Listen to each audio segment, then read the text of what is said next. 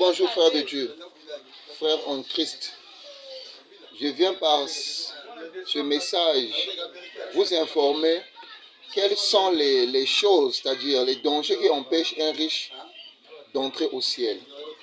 Toi qui penses que avec ton argent, tu penses que ton argent va te faire entrer au ciel, tu te trompes. Ton argent ne te garantit pas d'aller au ciel, ni ton argent ne te garantit pas que tu as la vie de Christ en toi. Tu as l'argent, c'est bien beau, mais l'orgueil que tu as parce que tu as l'argent, tu vois que les pauvres sont comme des jouets devant toi. Nous tous, nous avons de l'importance, même si on n'a pas l'argent. Mais toi qui as l'argent, il faut faire très attention. Voilà, voici les 4 choses qui vont t'empêcher, toi qui as beaucoup d'argent, qui voit les autres comme un jouet. Voici les 4 choses qui vont t'empêcher d'hériter le royaume des cieux. La première des choses, c'est-à-dire le premier point, c'est l'amour de l'argent. Tu as beaucoup d'argent, mais où est-ce que tu as mis Dieu? Où est la place de Dieu? Toi, tu aimes l'argent plus que tout. L'amour de l'argent. Voilà pourquoi dans 1 Timothée 6, le verset 10 nous dit: car l'amour de l'argent est une racine de tous les maux. Ce n'est pas l'argent lui-même, mais l'amour de l'argent qui éloigne de Dieu. On dit ici que l'amour de l'argent est une racine de tous les maux. Ce n'est pas l'argent lui-même, mais l'amour de l'argent qui éloigne de Dieu. Ce n'est pas l'argent qui te met, qui te fait à ce que tu sois loin de Dieu. Mais c'est l'amour que tu portes à l'argent. C'est l'amour. L'argent est devenu comme ton Dieu. Tu pries l'argent. Beaucoup préfèrent leur richesse à la volonté de Dieu. Tu préfères ton argent. Tu préfères tout ce que tu possèdes à la volonté de Dieu. Tu as mis Dieu à côté parce que tu as l'argent. Ton argent là va rester. Toi, tu vas mourir, tu vas partir. Ton argent va rester. Beaucoup de ceux qui ont beaucoup d'argent sont morts. Est-ce qu'ils sont partis avec leur argent? Non, l'argent est resté. La personne est partie. On ne peut jamais t'enterrer avec tous tes biens. Ça veut dire que ton argent va causer ta chute pour hériter le royaume des cieux. Le deuxième point, la confiance dans les biens matériels. Toi qui donnes trop tu accordes trop de l'importance à ce que tu as. Tes biens là. Voilà pourquoi il est écrit dans Apocalypse 3, le verset 17. Je suis riche, je me suis enrichi. Et tu ne sais pas que tu es malheureux, misérable, pauvre, aveugle et nu. Toi tu penses qu'avec ton argent là, non, moi je suis riche. Je suis riche, j'ai beaucoup d'argent, j'ai des biens. J'ai quoi me vêtir. Mais tu ne sais pas que tu es malheureux. Ton argent là, ça veut dire que toi tu es malheureux. Misérable même devant Dieu. Dieu ne te voit pas. Dieu ne voit pas ton argent qui t'entraîne dans ta chute. Dieu ne voit pas ton argent. Tu es pauvre malgré ta richesse, mais tu es pauvre dans l'esprit. Dieu ne te connaît pas, tu es pauvre dans l'esprit. Tu ne fais même pas des dons à l'église. Tu n'aides même pas les pauvres.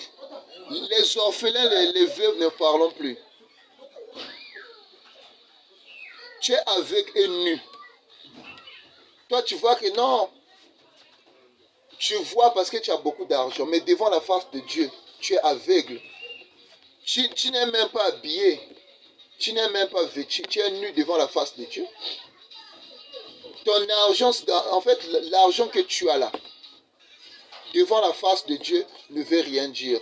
Dieu ne voit pas l'argent. Dieu voit toi. Dieu voit toi.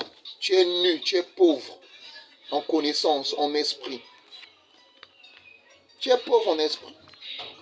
Certains riches pensent qu'ils n'ont besoin de rien, même pas de Dieu. Vous pensez que vous n'avez plus besoin de Dieu, alors que Dieu est le centre de votre vie. Vous ne pouvez rien faire sans Dieu. Votre richesse ne veut rien dire. Vous pensez que non, parce que vous avez beaucoup d'argent, que vous ne dépendez plus de Dieu, alors que Dieu est au centre de votre richesse. Tout vous a été donné par Dieu. Si vous avez aujourd'hui des voitures, des belles maisons, beaucoup de richesses, ce n'est pas par votre propre effort. Ce n'est pas par vos propres efforts. C'est Dieu qui vous a donné tout ça. Cette illusion est dangereuse. Quand vous pensez que l'argent est plus que Dieu, vous courez à votre perte totale.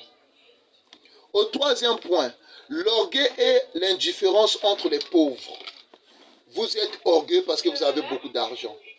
Vous voyez les pauvres comme un moins que rien, comme des insectes, comme des animaux de rien du tout que vous pouvez piétiner. Alors que tous, devant Dieu, nous sommes le même, nous sommes égaux devant la face de Dieu. Voilà pourquoi il est écrit dans Luc 1, 53. Il a renvoyé les riches à vide. Et il est écrit dans Luc 6, 24. Malheur à vous, riches, car vous avez votre consolation.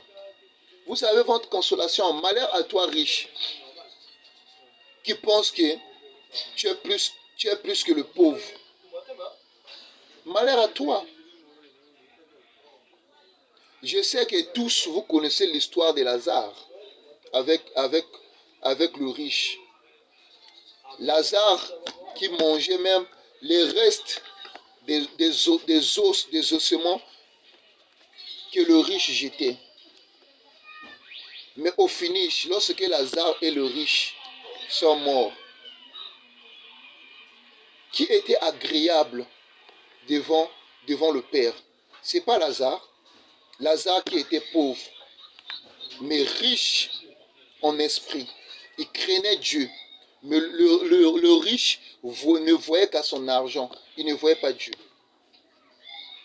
Quand un riche méprise les pauvres, voilà. Quand un riche méprise les pauvres, néglige la justice ou se croit supérieur, son corps s'éloigne de Dieu. Son cœur s'éloigne de Dieu. Quand tu te crois supérieur aux pauvres, tu négliges la justice de Dieu et tu crois que tu es supérieur aux pauvres. C'est faux, tu te trompes. Le pauvre, lui, il sert Dieu. Il croit en Dieu. Mais toi, avec ta richesse, tu ne crois même pas en Dieu. Où penses-tu aller avec ta richesse? Tout va rester. Que servirais-tu à un homme de gagner tous les biens de ce monde s'il perdait son âme?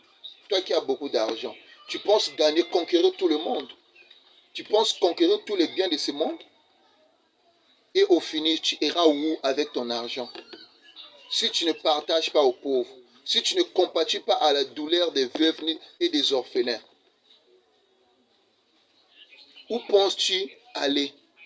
Si tu piétines les pauvres. Et au quatrième et dernier point, on nous dit, refus de se dépouiller pour suivre Christ. Toi, tu refuses de laisser ta richesse pour suivre Dieu. Tu penses que ta richesse va t'emmener au ciel.